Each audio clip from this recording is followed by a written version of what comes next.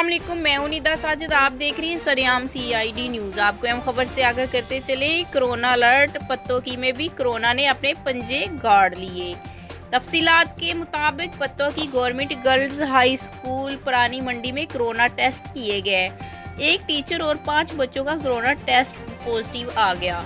पहले दिन 39 टेस्ट किए गए, जिनमें से 6 कोरोना के केस निकले।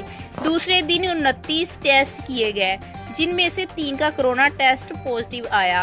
AAC पत्तोकी ने मौके पर पहुंचकर कार्रवाई शुरू कर दी और 2 अदद स्कूल को सील कर दिया, जिसमें से गवर्नमेंट हाई स्कूल पुरानी मंडी और गवर्नमेंट हाई स्कूल हिसाब मिडल पुरानी मंडी पत्तोकी शामिल हैं।